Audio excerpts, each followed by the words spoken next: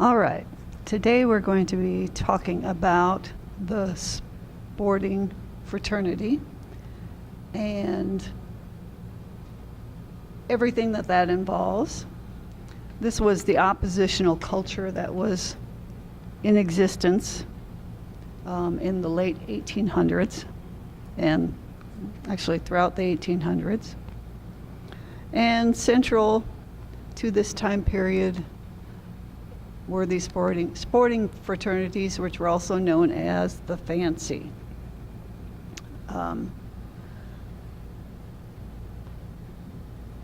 The sporting fraternity, as we talked about in Chapter 2,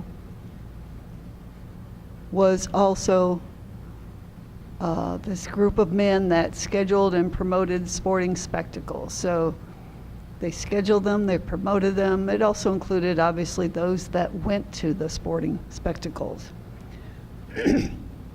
These spectacles were of all different kinds. And particularly boxing was a big one, and we'll talk a lot about that. These were profit-based. The idea was to place bets and win bets, win fights and contests. They made money by gate fees, charging people to get into these events.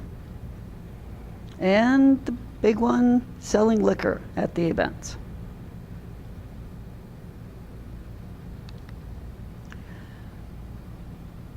These sporting fraternities had several purposes, which included providing a place for males to get together and just be males together. It was a place that they could share excitement, kind of like our sporting events today.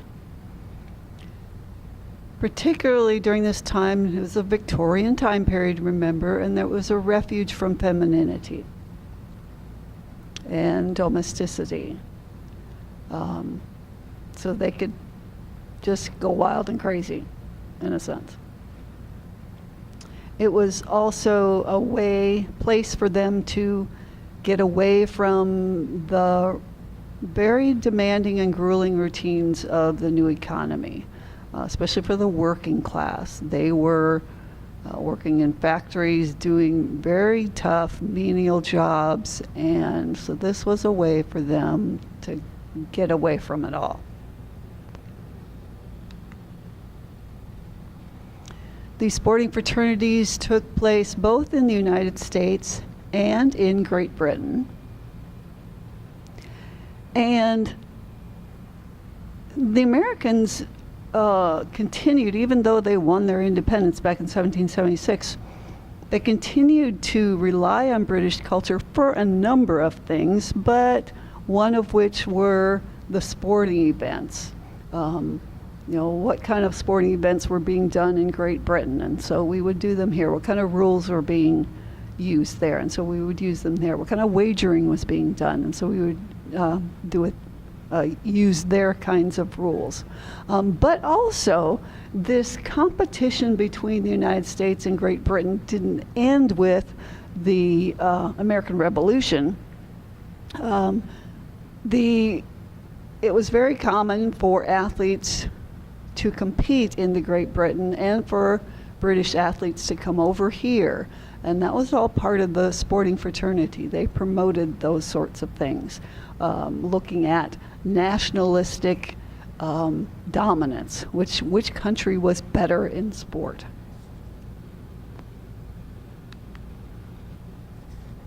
And so where did these sporting fraternities take place? Well, there were several different places.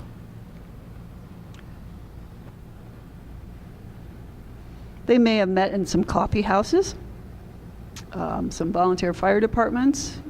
Your book talked about livery stables being used, but a big place was the saloons. That was a lot having to do with the idea that drinking was associated with the fancy.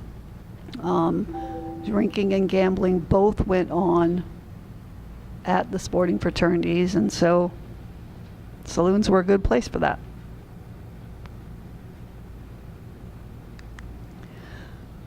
Now, what happened in these places is that this was a place for the men that attended these sporting fraternities to get the sporting news. They even talked about how one saloon had its very own telegraph system in it so that they could get the news right away at the time. So they could find out who won what fights, what about the horse racing, those kinds of things. Men could even get lessons in boxing if they wanted to here. There were various kinds of animal fights. Cockfighting went on. Dogs were fighting rats. Goat fights, things like that. And this is where, of course, the prize fighting went on, as well as posting various odds on races and even baseball games.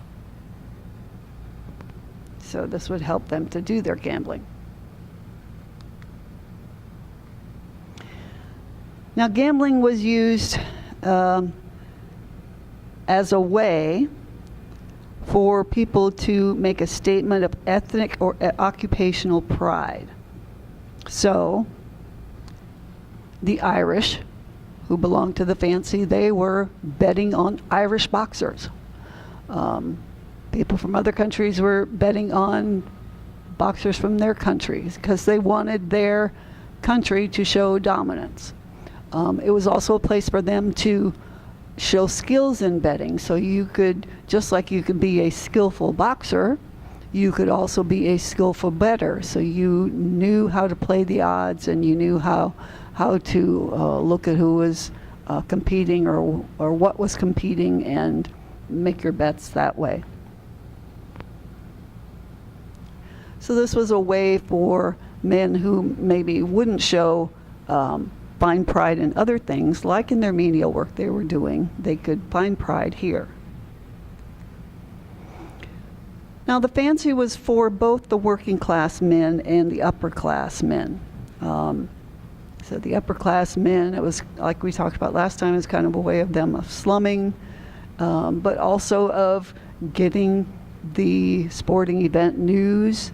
For the working class men, again, a way for them to get away from their drudgery of life, but also show skill and show that they were competent in something.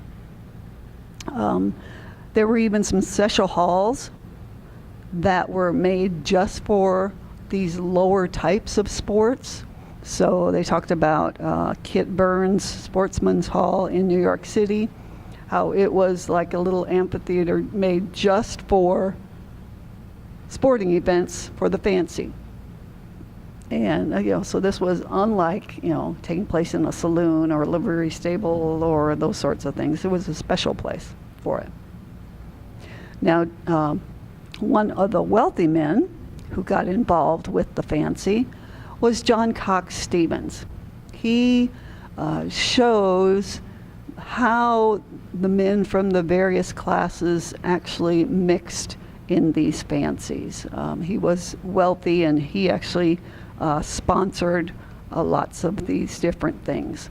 So he lived very extravagantly, but at the same time he promoted sporting spectacles of all kinds. So while these men may have been separated in other parts of society, in the sporting fraternity they could come together in one place. Some of the things that John Cox Stevens did is that he led the revival of horse racing in 1820. Now, he didn't necessarily attend all of the events that he sponsored, like he never attended a prize fight, but he still promoted them and provided events that would take place in sporting fraternities. John Cox Stevens is well known as the founder of the New York Yacht Club. So you can tell how, first of all, he's promoting something like boxing that anybody can do. And then at the same time, he's also promoting and founding the New York Yacht Club, which obviously only the very wealthy could do. Now, one of the most popular sporting events that took place in the fancy during the early 1800s was pedestrianism. And this simply was a word that was used to describe long-distance running and walking. And again, during the 1820s, 30s, 40s, this was very, very popular. Just like with other types of events, money was offered for the winners, and lots of betting took place. And so it involved lots of money, both for winners and for the bettors. John Cox Stevens, who we just talked about, he sponsored something called the Great Race. He offered, back in 1835, he offered a $1,000 purse, and just think about it, that's a lot of money back then, to anybody who could run 10 miles in less than an hour. Now, I would bet in this room here, might be several of you that could run 10 miles in less than an hour. And some of you who are on the track team, or you have been on track team or cross-country teams in the past, man, this could have been a good way for you to earn a good living. That could have set you up for a long time back then. Pedestrianism was the site of nationalistic rivalries with Great Britain. And so there were contests held between those who were doing long-distance running and walking. But it didn't just involve long-distance running and walking. Various competitions were held, like sprinting events, running hurdles, running races against time, as we talked about with the Great Race, and then running against horses to see if you could beat them.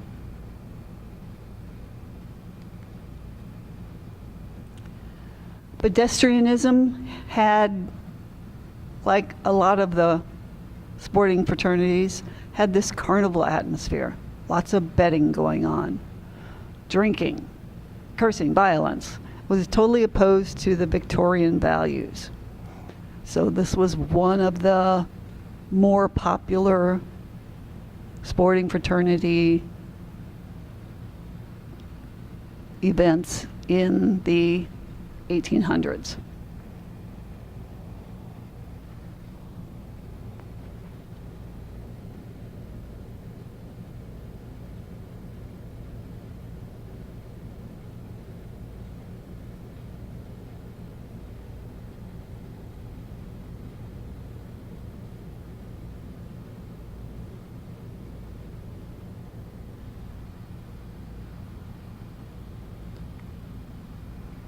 All right, but one of the biggest events, sporting events that took place in the fraternity was prize fighting.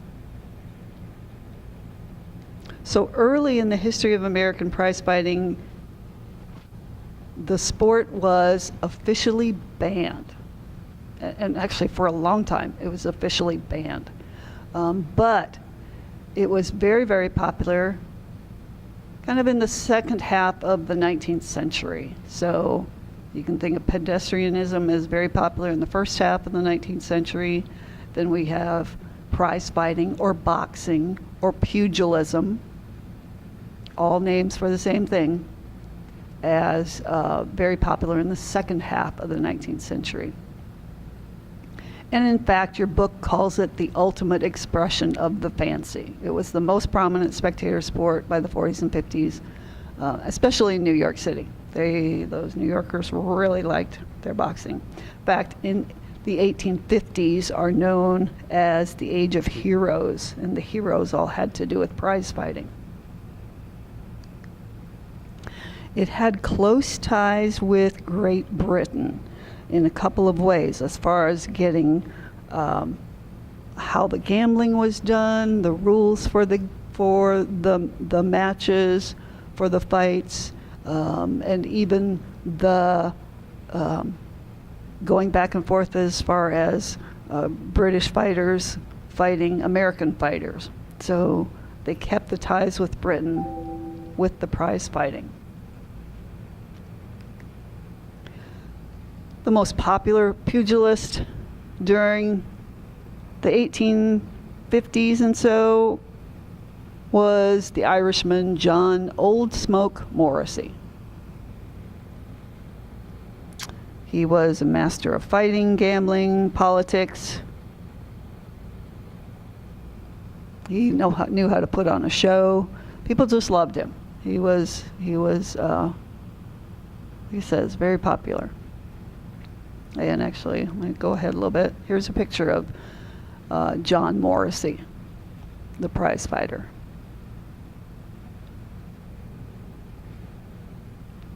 Again, an Irishman.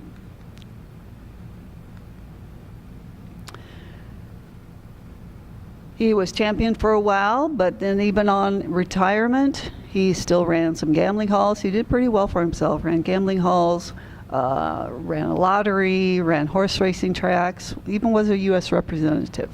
So he used boxing to bring himself up in the world. One big fight of this time period was the Heenan-Sayers fight of 1860, excuse me. Heenan was from the United States, Sayers was from Great Britain, and it was held over in London. Supposedly the two champions of the day, seeing which country had the best boxers. This was an interesting fight. In London, it drew both the aristocracy as well as the working class. So you've got people of all social ranks in the same place watching the same fight, and it was because it had to do with national pride. What happened in the fight was that it was called a draw, so no one actually won. But actually people in the United States, they showed that they used it as a way to show, hey, look, we're still on equal terms with you, even though we're a younger country than you, and we actually came from you. Actually this fight, when it was, people were waiting in the United States to find out what happened in the fight, it drew more curiosity, interest from people. People wanted to find out about this more than one of the beginning battles of the Civil War. It was one of the battles that led up to the Civil War, and this one kind of overshadowed it. So that was a pretty big fight in those days.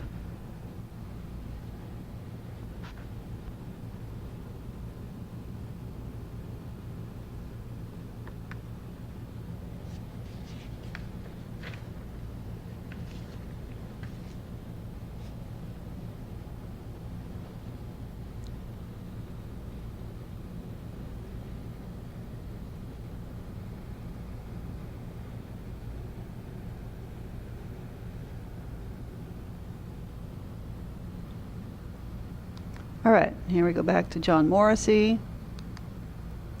So why was prize fighting so big? What meanings did it hold for the people during this time period?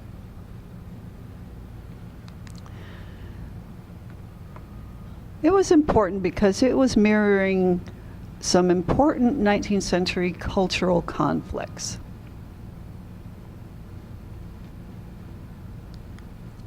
One of those had to do with ethnic divisions. And it was especially having to do with between between American-born workers and Irish-born workers. So we're talking about the working class here. These were folks that it was like a competitive thing. So the Irish-born workers, and it also had some religious differences. So the Irish-born workers tended to be Catholic. The American-born ones tended to be Protestant. These people were competing for jobs. They were also competing for political power. So it was some of the upper class as well.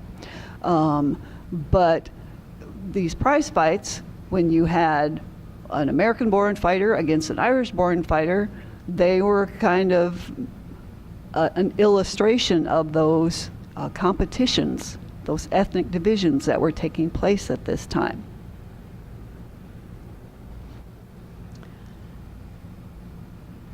Another meaning of prize fighting had to do with these Victorian values. It allowed people to mock these Victorian values.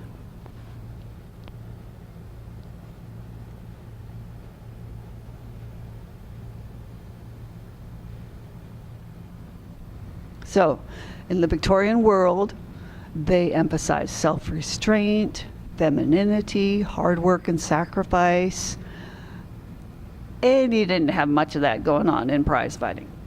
So, obviously not much having to do with femininity at all, very little restraint. I mean, when we look at we'll watch a video having to do with another prize fighter in a little bit, but the brutality that went on in these fights is nothing like you see today. The rules that are in existence today weren't in existence then, and it was just a free-for-all, a lot. So that, was completely mocking the Victorian value of self-restraint. But also in the spectating, there was drinking, there was gambling, there was illegal fighting. So the idea that you could, again, the drinking had to do with mocking the self-restraint part. The gambling was interesting because that was mocking the idea of hard work and sacrifice. A person could make a lot of money by gambling well, which meant you did very little work. And so that was also mocking Victorian values. So these things had it was like gambling was an alternative to hard work. So those two meanings were very important, and these things were especially important for the Irishmen. The working class valued these sorts of things like brutality and lack of self-restraint and masculinity and that sort of thing. So it's very different than Victorian values.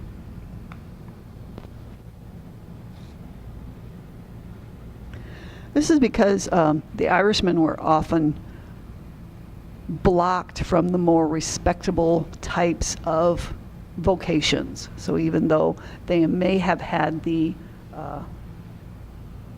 skills to do an upper class job and the education to do an upper class type job, they were blocked from it just because they were Irishmen, they were Catholic. It was a very strong prejudice against them.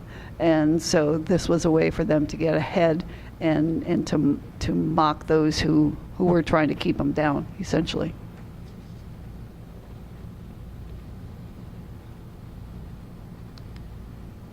Okay, so what happened with prize fighting in the postbellum era? Postbellum means after the Civil War.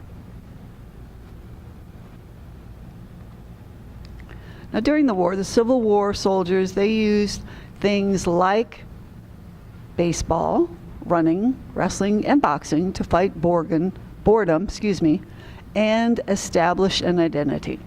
So this was how they could make themselves stand out. And in fact, your book even talks about how at one point the North and South troops at one place, they stopped fighting so that they could have one from each of their sides do a boxing match and in a way have a war that way. And I imagine they placed bets on that too. But after the Civil War, boxing declined in popularity in the 60s and 70s. Mostly it had to do with two things. Number one, there was an increased vigilance by the law. I mean, boxing was illegal. All this time, boxing was illegal. And so some politicians evidently decided they were going to cut down on it, and so they started looking for fights and arresting people and stopping fights, and so that would obviously hurt boxing. But then also people started fixing fights. People would be paid to not fight as hard as they could, or whatever the case was, and so people started getting wind of it, and it was like, why should I even attend, because it's already fixed anyway.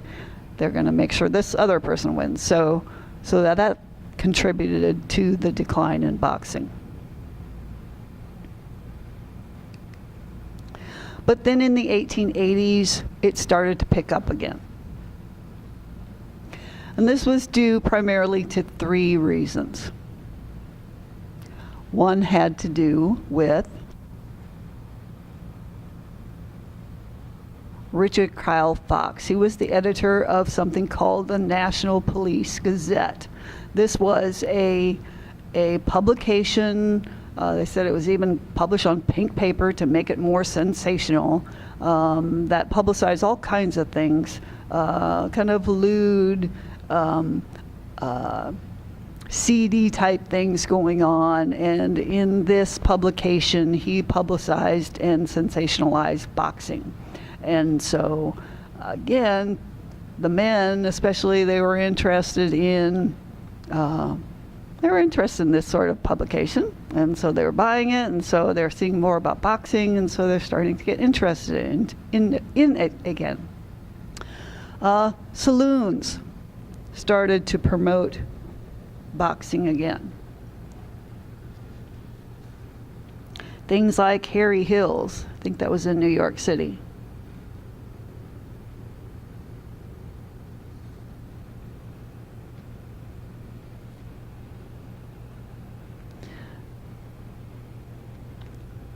Was kind of a headquarters for the politicians and the wealthy, and a place for gambling and other types of people. And then the pugilists started to do more things in the saloons as well.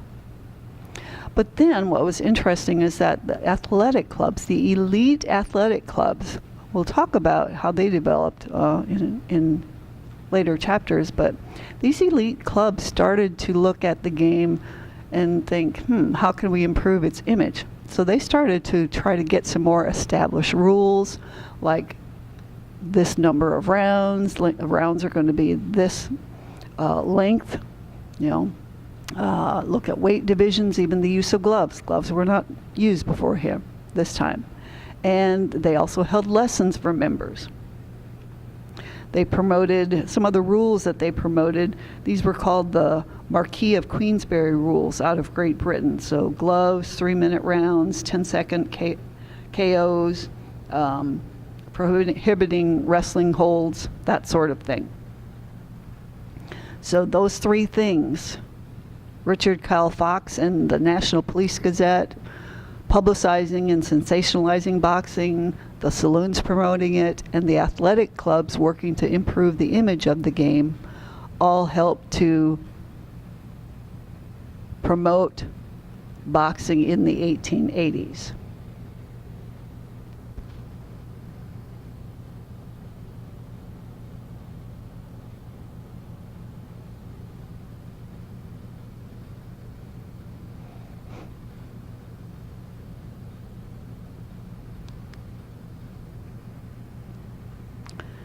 Now, one of probably the biggest hero of boxing during this time was a gentleman by the name of John Sullivan. John Sullivan was an Irish and American man. He was born in America, although he was born to Irish parents. And again, a huge contribution to boxing. He is often called our first truly national sports hero. He was a heavyweight champion, and he had celebrity status. I mean, we have all kinds of athletes today that have celebrity status. he was like he was the first to really gain a whole lot of following. People even outside of boxing who didn't really care about boxing knew who he was. They knew he was the heavyweight champion. He would do all these tours around, and during these tours, he couldn't find people to fight him for the actual heavyweight championship. So he would do these tours around offering $1,000 to anyone who could stay with him for 4 rounds, that should say. Not pounds, rounds. And your book says that over several years, only one person was able to stay with them for 4 rounds, and of course, the man eventually lost to John Sullivan. He was so popular because he was a flamboyant type of man, hugely popular with the fans.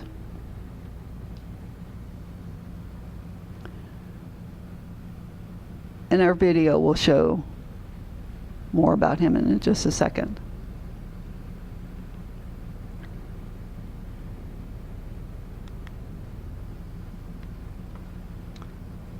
Now, one of the biggest fights ever was the Sullivan, during this time, was the Sullivan-Corbett fight in 1892. So you have Sullivan, who is, kind of your typical, what you think of as a typical vulgar type of boxer. And then you have this Corbett who fought him, who is a very respectable type of man. They called him Gentleman Jim. The complete opposite of Sullivan. And of course, this was used to promote the fight in a big way. Now, this fight was important, not just because it was a fight in which they were actually fighting for the heavyweight championship, but it was the first for many things. It was first held indoors under electric lights. So this is 1892. First to use gloves. So now we're actually seeing boxing gloves being used, not just bare hands. It was the first to employ the Queensberry rules. And those are rules I talked about earlier. Gloves being used, 3-minute rounds, 10-second KO, and no wrestling holds.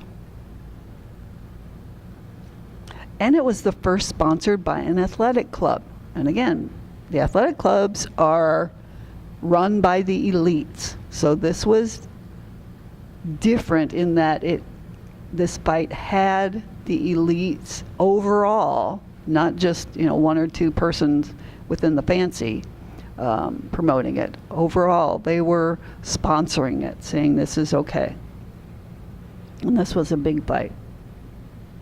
But toward the end of the 19th century, despite this fight, despite John Sullivan's huge popularity, even though he lost the fight, boxing still had a stigma. There was still no national regulatory body. It was still very chaotic, disorderly. And even though its popularity grew, it still remained pretty much a working class sport and an ethnic sport. But let's watch a video where we learn more about John Sullivan. And really, the video helps you to see what boxing was like during this time period.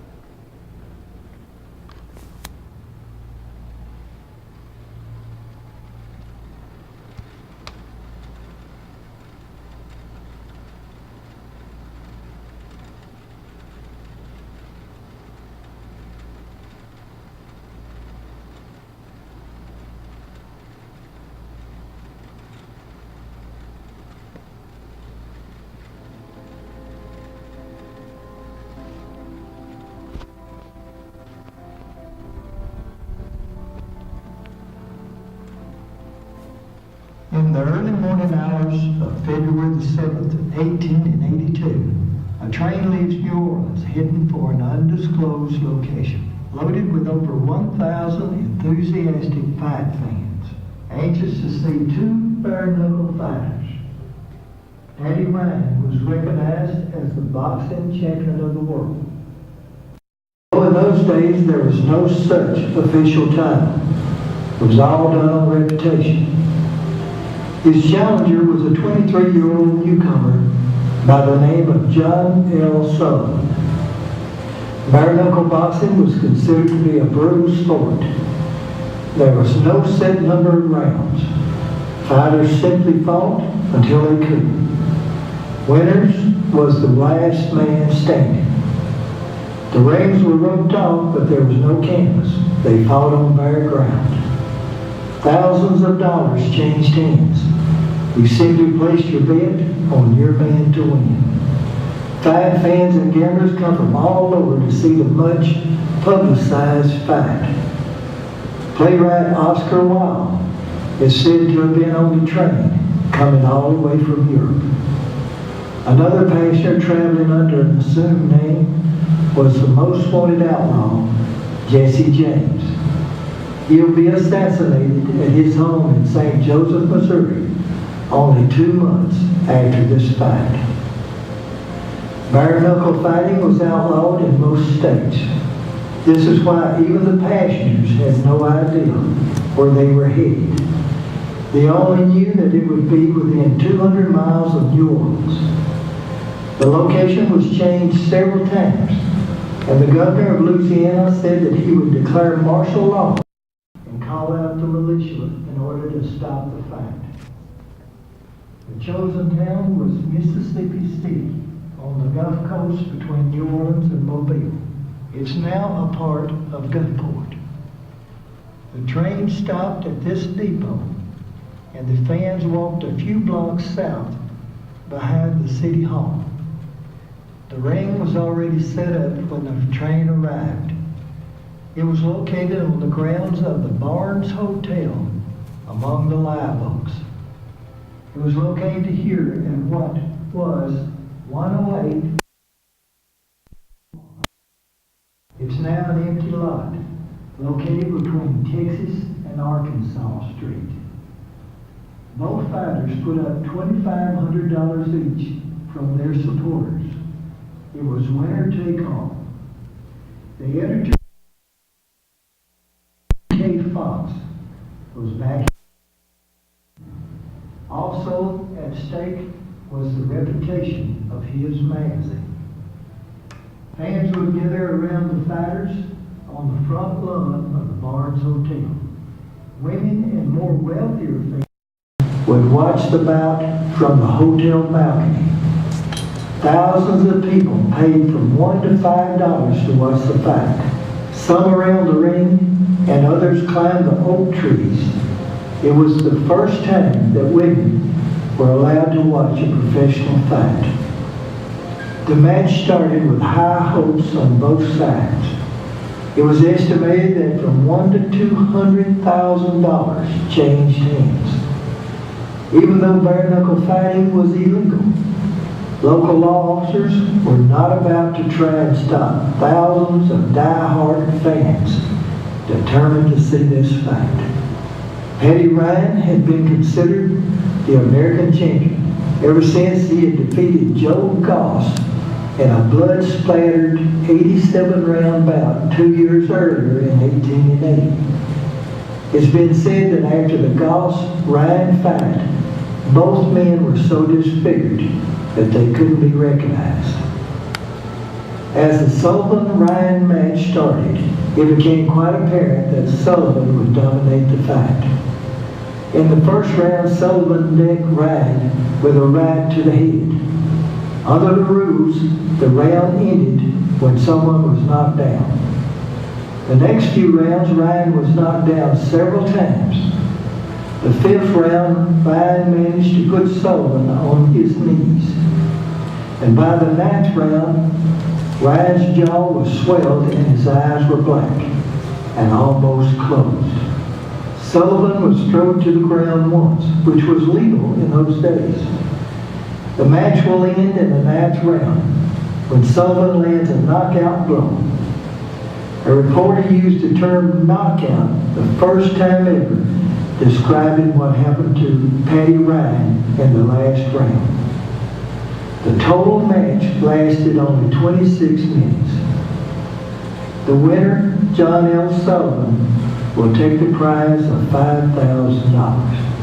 After the fight, both fighters will go to their rooms at the Barnes Hotel, only a few hundred feet from the ring. John L. lay down to rest and catch his breath, but had no apparent injuries. The doctors checked and found that Patty Ryan had cuts about his eyes, his lips were split and swollen, his nose was swollen and broke. He was exhausted. In the next years to come, the two fighters will have several glove matches, with Sullivan always winning. On one occasion, Sullivan even shared his winnings with the near-destitute Patty Ryan. In the next few years, Sullivan will successfully defend his title, fighting in exhibition bouts and taking on all comers.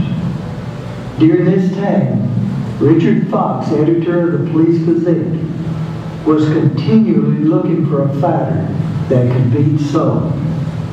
He believed that he had found the right man in Jake Kilray.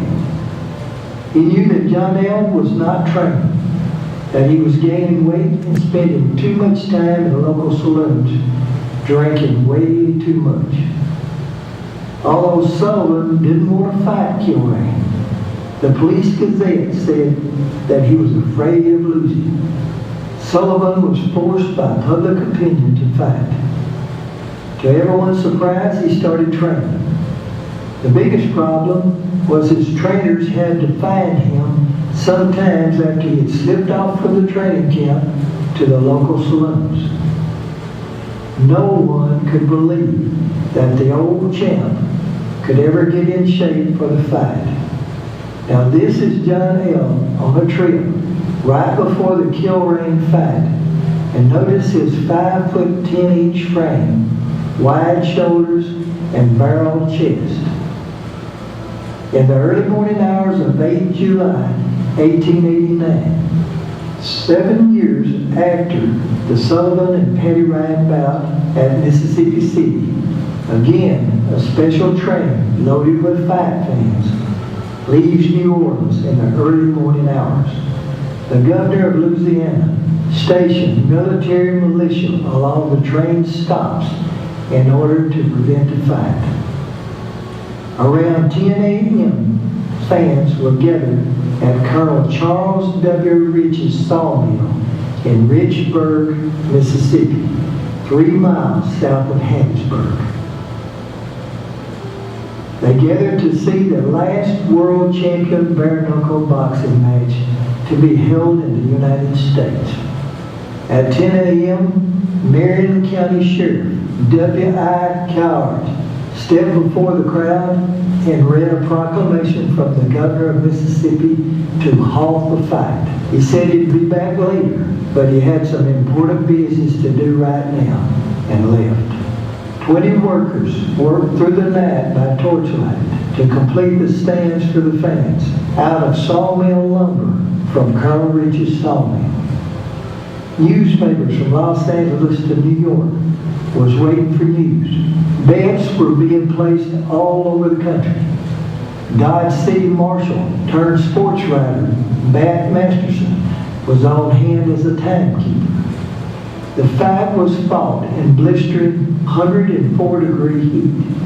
This brutal bare-knuckle combat will last for 75 rounds. It will take 2 hours and 16 minutes to determine who the winner will be. Now this is a picture of the beginning of the first round.